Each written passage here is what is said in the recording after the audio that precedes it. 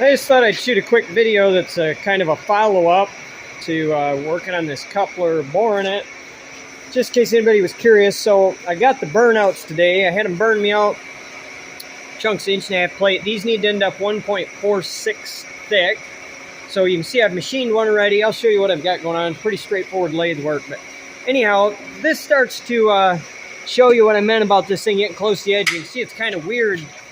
This is the spec that they call for dimensional, and you see that's off the edge of the boss. So that I'm a little weirded out by. I don't understand why they did that. But anyway, I'll be grinding all the paint off, clamping this up tight. What I'll do is I'll hold up on it, pull all the slack out of it to the top side, because of course gravity is pulling the pin down, and I want to lift this up so that all the play, because I've got these machined to the same size as the bore. Anyways, get it clamped on there, and I'll weld it heavy around this side, and then come back and hit this after that side's welded good, so that hopefully they don't pull it and tip it. But I don't understand why they didn't make that boss bigger if they were intending to use this coupler for this size, but whatever.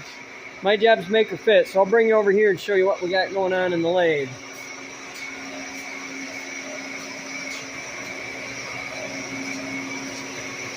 Nothing that complicated here. We're just grabbing this critter in a set of 3 jaws here. I'll quick get this on a stand. Alright.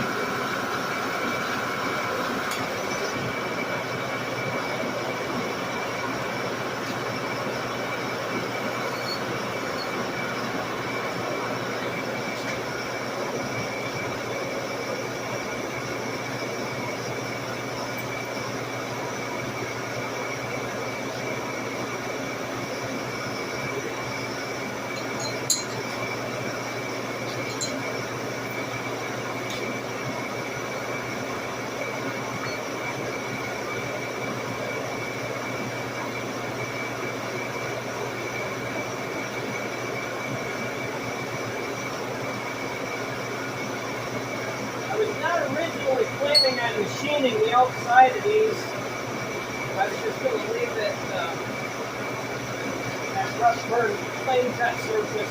The more I looked at it, the more it bothered me. So technically, they're calling for 7-inch OD. I'm cutting them to 6.8 because that's not a critical dimension, and I don't like the plain cut look. I decided. So anyway, in hindsight, in the future, I'm going to have them cut them things a couple hundred thousandths big and cut the outside too. Hey, he's living large.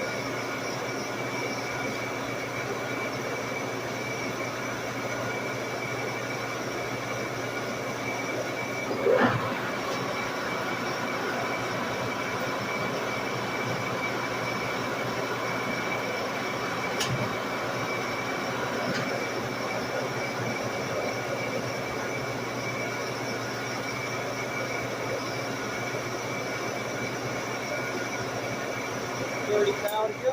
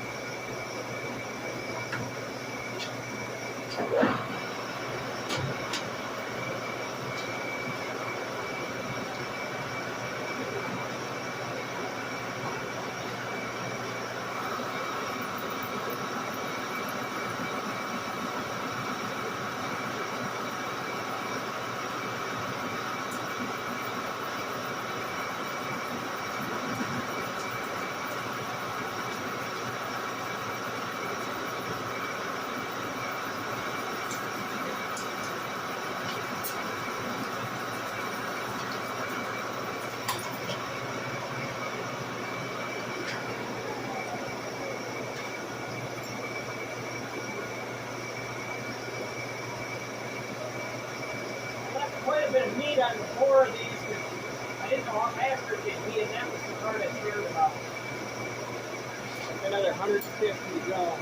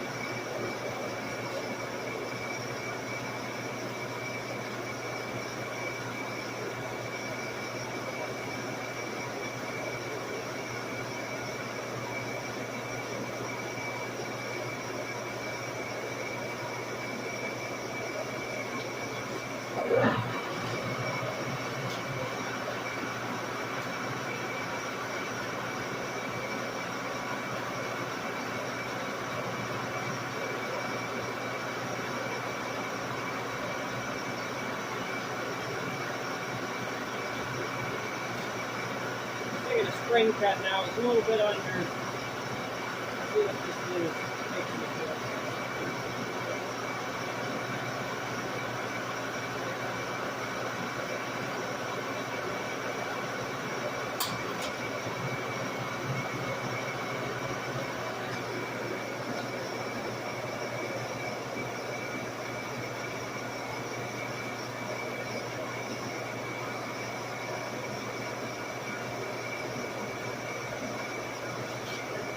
A little bit oversized, but it's hot enough it's going to break the power, you know.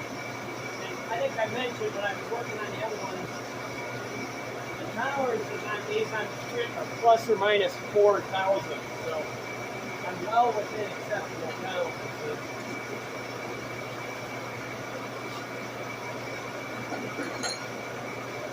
It's hot enough I can hardly get in. There you have it. That's the entire process of making one of them rings. Alright. These were kind of awkward to grab in my lathe, so Wiggles is helping out by machining on them a bit. I got cut all the way across it, okay? Yeah, I couldn't grab these. Do you want me to hold the camera? You can do it. Anyway, Wiggles is cleaning out the getting hot ones. Yeah. You want me to do it? Yes. All right. You can hold the camera. Wiggles says they're too hot. Shavings are landing right down here on us. Gotta love them old flat belt drives. Video's on.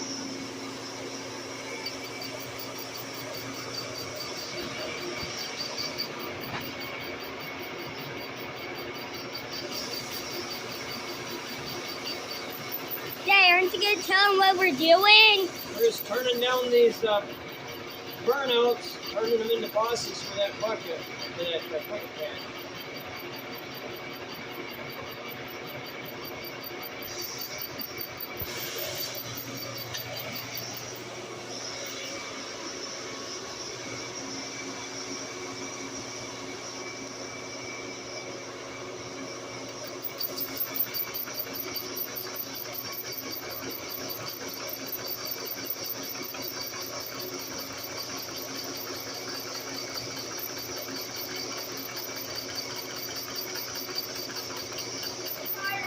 All right, Wiggles, take the final pass.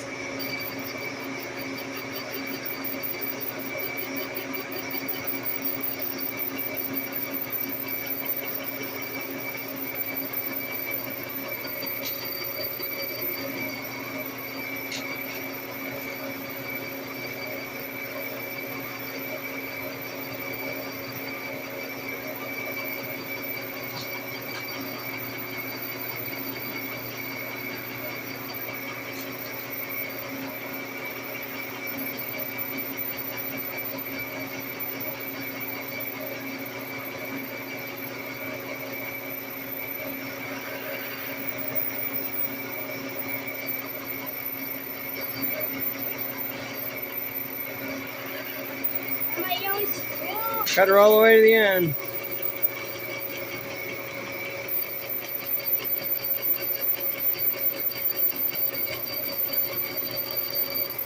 Alright, I just thought I'd show a little progress report here. So what I did is I slapped that 90mm pin through here with the bosses on it. And then I would just hold up on the boss because, of course, the pin's laying to the bottom side, which means all the slaps on top edge. So I'd hold the boss up, clamp it in place so that the clearance is in the same direction as the main hole, and then tack them on. Every once in a while I'm tacking, I make sure the pin still spins. And thankfully, remember I'd mentioned that this one was a little out of square. It didn't matter. There's enough clearance in there that it spun without having to shim it. So anyways, they're all tacked on now. I'm getting ready to take this thing and flip it on its side so I can really burn these in now. And hopefully another hour or so of welding, this thing's ready to leave and go get put to work. So I have got it, that ring, and that ring all burned on 3 passes each with 16th inch dual shield, and now I got to flip the thing over and weld these bottom two. Well, there'll be a bottom when I flip them. And then this thing is done. We're getting there. All right, she's all welded up. Here, Will, if you want to hold this a minute. Oh, yep. I'm going to show you guys what... So right now there's a lot of heat in this part, and they fit through the holes okay, but what's interesting is it has... Okay, that's interesting. I wouldn't go through there a minute ago. It's cooled off enough that it... let's see if this one goes now. It's funny, a second ago that wouldn't go through there, and I assumed it was from, you know, all the localized heat stressing it. Yeah, that one's getting better too. That's what I figured. I wait until tomorrow morning it cools off. They don't go back through. I might have to hit them with a hone a little bit just to open them up. But. Okay, one last note here. I didn't know if anybody'd be curious to hear this, but so the total project I've got about 10 hours into, from rough casting, machining the bosses, welding them on. Just in case anybody's curious what these kind of projects take. I had about 7 hours into getting set up on the boring mill and boring it. Now, I'm a little embarrassed of that, but it was a lot of screwing around, a lot of fighting, figuring out how I was going to do it. That'll get much faster as we do the rest, especially when we get a fixture up. I aim to get the machining time down to 2 hours, but you know, set up, machining, and tear down. And then I don't feel bad at all about the side spacers. The 3 hours includes machining those from burnouts all the way to fully welded on. So I'm feeling like that's a pretty reasonable amount of time. So anyways, that's it. We're calling her quit.